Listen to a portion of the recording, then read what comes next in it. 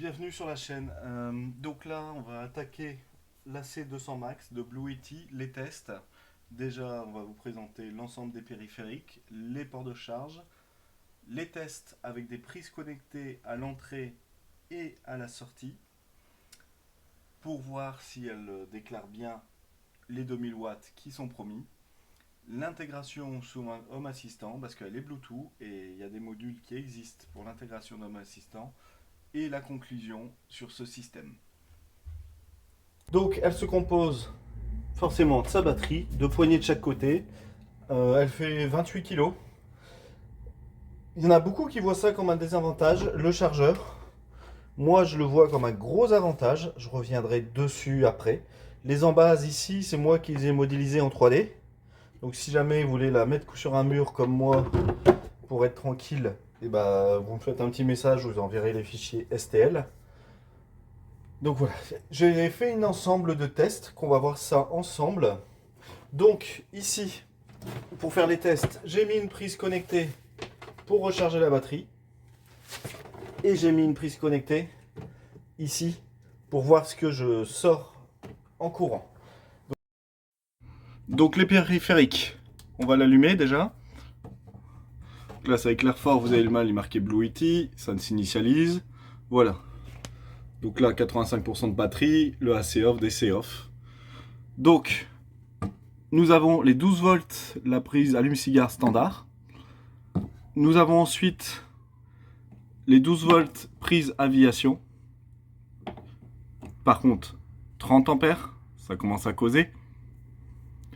12 volts, 10 ampères, ici. De l'USB-C, ici. De l'USB-A. Voilà. Donc 5 volts, 18 watts. Et de l'USB-A, 5 volts, 3 ampères encore. Donc niveau périphérique, on est pas mal. Et tout ce qui est prise 230 volts, c'est ici. Donc voilà, nous avons un format européen, hein, c'est pour ceux qui se posent la question. Donc voilà, format européen. Donc faites attention à pas débarquer avec vos prises rondes comme celle-ci. Voilà, je vais vous montrer. Ça ne rentrera pas. D'accord? Donc sur du format européen, il vous faut absolument des prises qui sont comme ceci. Vous voyez, là, ça rentre sans problème. Donc voilà déjà les périphériques pour ce côté-là. Donc sur le côté gauche de la batterie, vous allez récupérer tout ce qui va être entrée. Donc là, ici, le câble qui vient du chargeur, qui prend du 58 volts à 8 ampères. Voilà. Ensuite, nous avons encore une prise aviation pour brancher les panneaux solaires ou une autre alimentation externe qui prend du 10 à 145 volts pour un total de 15 ampères sur la max. D'accord? Donc la même chose, la même prise. Et ici, parce que la max, c'est ce qui m'a plu, c'est que vous pouvez connecter des batteries externes. Des batteries forcément de la marque Blue Yeti, que malheureusement je n'ai pas. Mais voilà, vous avez de quoi de connecter deux. D'accord? De l'autre côté, il n'y a rien. Ici, il y a la ventilation. D'accord? Donc voilà pour les périphériques.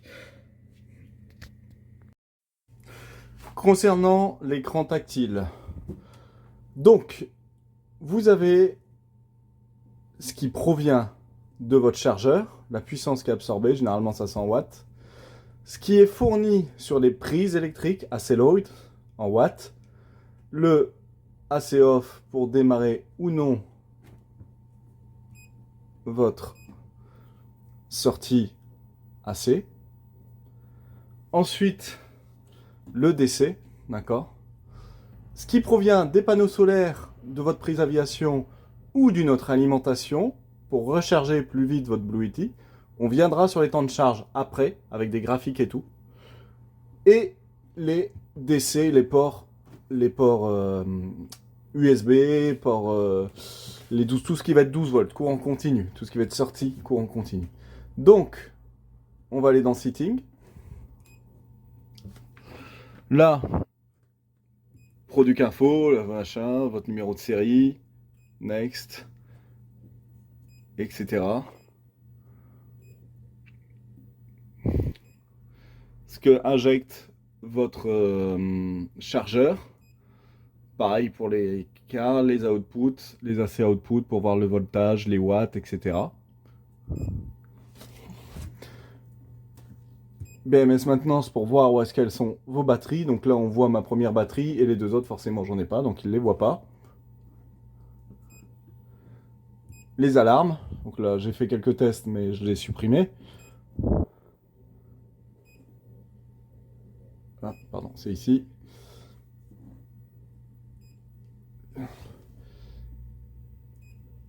Les paramètres anglais ou allemand. Bon, moi, j'ai préféré anglais, hein, forcément. 50 ou 60 Hz. Votre DC input, vous savez, la prise aviation que je vais parler sur la gauche, soit c'est des panneaux solaires, soit c'est une alimentation. L'écho off, si vous voulez que après 4 heures que vous n'avez rien consommé sur les prises, que les sorties s'éteignent. Ça consomme toujours un peu, hein. Les sorties à vide, qui sont laissées à vide, ça consommera toujours un peu sur votre batterie. Donc là, je vais passer sur oui. Si vous voulez que ça fasse du bruit sur les sounds, le Bluetooth. Alors le Bluetooth, j'ai été très très agréablement surpris. Déjà petit 1 pour la portée. J'ai une maison à étage et au deuxième étage, j'arrive encore à la commander sans grande difficulté de mettre en route les AC, les DC et tout ça. Aussi sur le Bluetooth, j'ai trouvé un plugin sur Home Assistant pour intégrer mon Home Assistant, le Blue Yeti sur mon Home Assistant. Franchement, ça m'a été d'une grande aide, c'est génial pour tout ce qui va être paramètres, etc. Donc par contre, je ne sais pas allumer via Home Assistant. Il y a des plugins qui existent, peut-être que je prendrai le temps de le faire. C'est un peu plus compliqué. Ou le plugin que j'ai trouvé, vous n'êtes pas capable d'allumer des sorties AC ou DC via Home Assistant. C'est toujours via l'application. D'accord? Le sleep time de l'écran, et ça je vous conseille, c'est la luminosité, de le mettre toujours à fond, surtout si vous êtes en extérieur. L'heure et la date, elle s'actualise tout seul quand vous vous connectez sur l'application.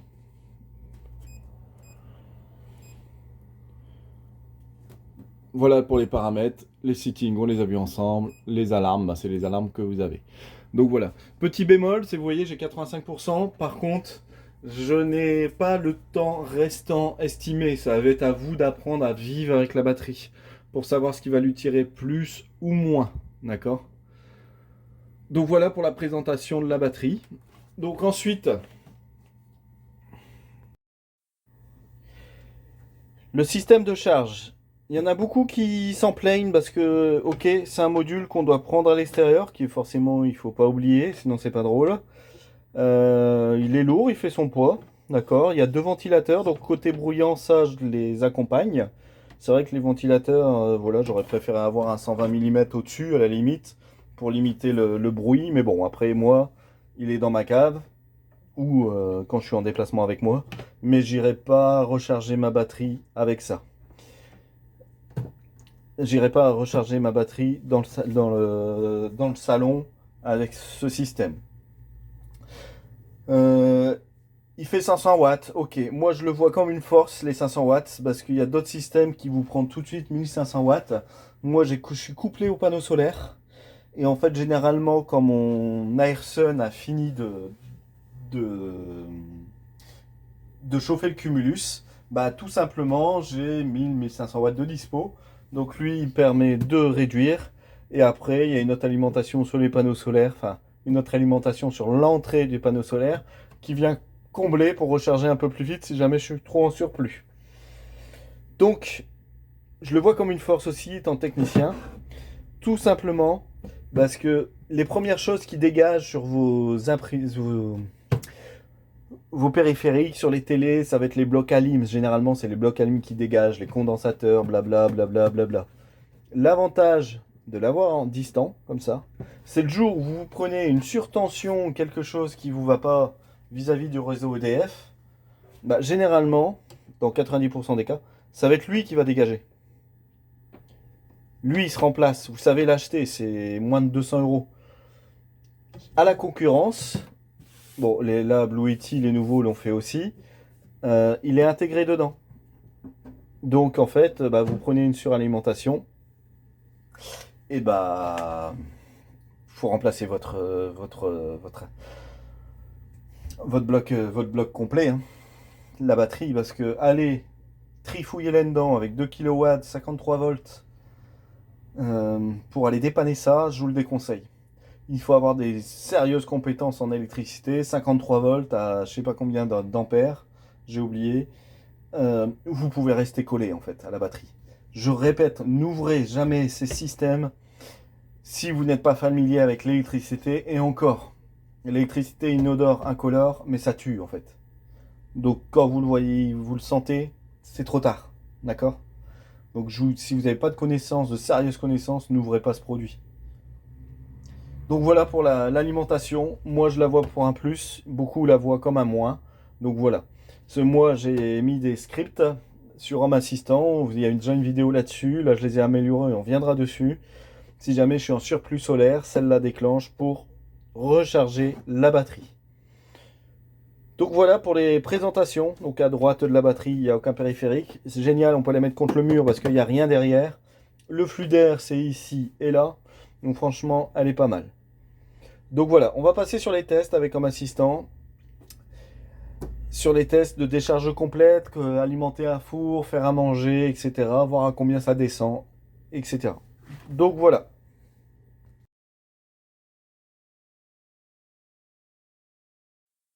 Donc voilà, l'AC200 Max. Donc le but du jeu, ça va être d'allumer le four avec l'AC200 Max et on va le vider, l'AC200 Max, jusque temps que ça s'arrête. J'ai une prise connectée ici qui est reliée à mon assistant. Donc on va pouvoir voir combien je vais réussir à tirer avec le four, qui est une charge résistive, donc pas de cosfi ou autre. Combien elle va être capable de délivrer jusqu'à son arrêt complet. Je vais pas mettre de mode boost parce que avec ce four là elle n'est pas capable d'encaisser. Je vais mettre à 2000, ça va tourner à 2000 watts généralement. On aura tous les graphiques sur mon assistant grâce à la prise connectée. Et on va voir si j'arrive bien à sortir les 2200 watts qui garantissent dans leur produit. Donc je vais aller jusqu'à l'arrêt complet de la sortie 230 volts pour dire, voir si les promesses sont dues de la part de Blue Yeti. Donc voilà, là on constate que le four est bien à l'arrêt. Je vais mettre ma prise. Donc voilà. Donc voilà, là, le four est bien en route. Là, juste pour la coupure de courant, je suis obligé de faire ça. Tac, tac. Là, je vais l'allumer et je vais lui demander d'être à 180. Donc là, hop.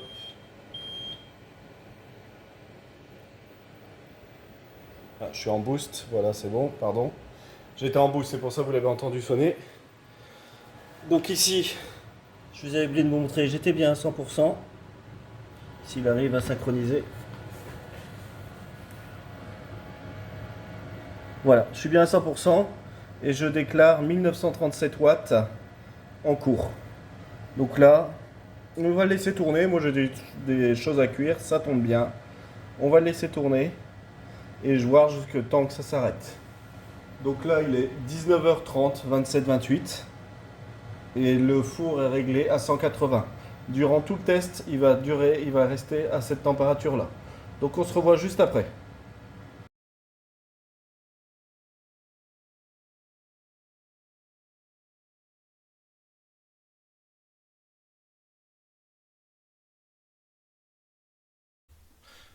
Donc là vous voyez, j'étais bien à 100% ma batterie, on le voit là. J'ai dû démarrer vous voyez, le premier créneau a descendu, donc 19h. Là, c'est quand j'ai démarré le four à 180 degrés. Donc là, c'est le retour de la batterie ici. Et tout s'est coupé à 22h. Donc là, pour le coup, il a tenu 2 heures à 180 degrés et je faisais de la cuisson, c'est-à-dire j'ouvrais la porte, je fermais la porte et tout ça. La batterie a réussi à tenir 2 heures. Donc j'ai laissé reposer la batterie. Et ensuite, j'ai relancé ma recharge de la batterie qui est à 0% pour le coup, on le voit toujours hein, ici. Du coup, à 10h du matin, je l'ai remis en route. Elle a commencé à se recharger par palier, voilà. Ce qui est dommage, c'est par palier, mais bon, après, c'est déjà bien de l'avoir intégré dans Home Assistant, je trouve, pour du Bluetooth. Et du coup, la charge s'est finie à 15 heures. Donc, ça a mis 5 heures à se recharger. Avec un palier très long ici, de 14 heures à 15 heures, ce que moi j'appelle l'équilibrage. Ça, c'est super important, il faut le laisser faire. Donc, voilà. Donc, vous avez une décharge en 2 heures pour un four. C'est plus qu'honnête, hein, je trouve. Vous pouvez cuisiner pendant 2 heures. Et vous avez une recharge complète en graphique de 5 heures. Donc là, j'insiste, c'est la recharge sans les panneaux solaires, sans rien, juste avec le chargeur de Blue Yeti. Donc voilà pour le retour sur le décharge complète et la recharge complète. Donc pareil, j'ai fait un nouveau test pour cuire de l'eau et cuire des saucisses qui étaient congelées avec une plaque à induction toute bête, surprise. Donc là, vous voyez, j'ai démarré le test à, à 15 heures. Là, j'ai eu un petit bug, j'ai pas compris pourquoi. Et là, vous voyez, j'ai arrêté la cuisson à 15h42. Donc, ça a tourné 42 minutes. Donc, faire cuire les pâtes et les saucisses. Donc, sur une plaque à induction, attention, j'ai mis un couvercle, j'ai bien géré le temps, j'ai bien réduit pour pas tout faire cramer comme à mon habitude, on va dire. Donc, pour une plaque de cuisson de 2 kW, je suis descendu à 81%. Donc c'est plus qu'honnête. Vous pouvez partir un soir avec votre plaque à induction, faire à manger, même deux, sans vous soucier de manger froid. Donc là, c'était mon petit test sur le retour de la plaque à induction. Donc là, ça va être sur Home Assistant. Vous voyez, ça c'est le retour de batterie parce qu'elle marche en Bluetooth. J'insiste, le Bluetooth il porte vraiment bien, autant sur mon téléphone que sur Home Assistant. Bon, il est juste à côté le module. Le seul hic, c'est que depuis que j'ai mis ça en route, il faut juste quand vous allez sur l'application, démarrer les AC et tout ça, vous allez y aller une fois dessus, il va vous dire que la batterie n'est pas disponible, vous relancez une deuxième fois, et là, il voudra bien se connecter sur la batterie pour vous lancer. Sur Home Assistant, vous avez les retours des sorties AC, mais vous ne pouvez pas les déclencher. Bon, c'est pas plus mal niveau sécurité, je trouve. Après, je sais qu'il y a des plugins, j'ai vu passer des plugins où vous pouvez déclencher le système, mais apparemment, il faut être sur Debian 12. Donc là, c'est mon cas. Si j'ai du temps, je regarderai. Là, vous avez tous les retours des batteries, le voltage de la batterie et tout ça. Je trouve ça des choses vraiment intéressantes, le pourcentage actuel. Vous voyez, là, vous avez le graphique au fur et à mesure. La sortie de la puissance batterie et le remote, ça c'est la prise que j'avais mis.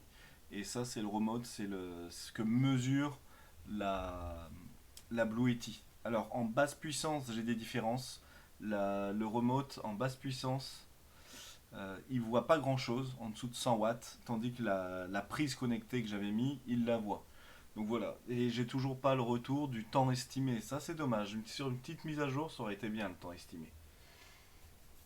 Donc voilà. Donc pour installer ce module là, en fait, je suis allé dans paramètres, module complémentaire, boutique des modules et j'ai tapé Blue Yeti. Blue Yeti to MQTT. Je l'ai installé forcément. Et la configuration, je peux vous la montrer. Attention, il faut avoir MQTT. Donc là, si vous avez Zigbee M2QTT, forcément, vous avez dû installer le module. Si c'est pas le cas, il y a une vidéo là-dessus sur ma chaîne. Donc j'ai remis l'username, le mot de passe. Bon là c'est l'adresse IP de mon serveur. Et j'ai sélectionné ce mode là et avancé. L'adresse IP c'est l'adresse de votre Blue Yeti et les intervalles de connexion sur la Blue Yeti. Donc voilà, et après vous trouvez tout dans le MQTT, vous rajoutez tout. Donc ça, si jamais il y a besoin, n'hésitez pas à me contacter, mais ça marche pas trop mal. Donc voilà pour l'intégration dans Home Assistant. Donc pour conclusion, le produit est vraiment bien, il a tenu ses promesses qui étaient marquées au catalogue. Vous avez vu, on a eu 1700 et quelques watts pour le four. il y a une petite formule dans le livre Blue ET qui calcule, bah, il y a un rendement les gars, hein. Il y a un rendement, il y a une perte, il y a le système qui passe du courant DC en AC. Donc forcément il y a un rendement, vous n'aurez pas les 2000 watts comme annoncé. Mais on a monté à 1700 des brouettes. Franchement ça reste un beau rendement, hein. Voilà, faut relativiser. L'autonomie est très bonne. L'écran tactile, c'est bien, mais dans la voiture, moi, ça me fait peur de qu'ils se prennent un coup, l'écran tactile. Donc j'ai plus facilement utilisé l'application. Le poids est là. Bon, pour le prix, voilà, ça tient ses promesses. C'est bien si vous voulez partir loin et que vous avez besoin d'autonomie et de puissance, comme moi qui cuisine sur de la plaque à induction ou autre, où je peux brancher des appareils de charge, ça me laisse une sacrée autonomie. Donc franchement, un bon produit. Bien sûr, il y a d'autres marques comme EcoFlow, etc. que j'ai pas testé. Ça tombe, ils sont meilleurs. J'aurais bien voulu faire les tests avec les prises, avec le même four et tout ça dans les mêmes conditions. Bon, là pour le coup, Blue Yeti, bah, il a tenu ses promesses. Donc voilà, bah, j'espère vous avoir aidé. S'il y a des questions plus particulières sur le produit, sur un truc un peu plus précis, vous n'hésitez pas. Si je peux vous répondre là-dessus et faire les tests, moi ça m'intéresse toujours d'avoir vos questions et vos retours sur ce produit. Donc voilà, n'hésitez pas. N'hésitez pas aussi à vous abonner sur la chaîne.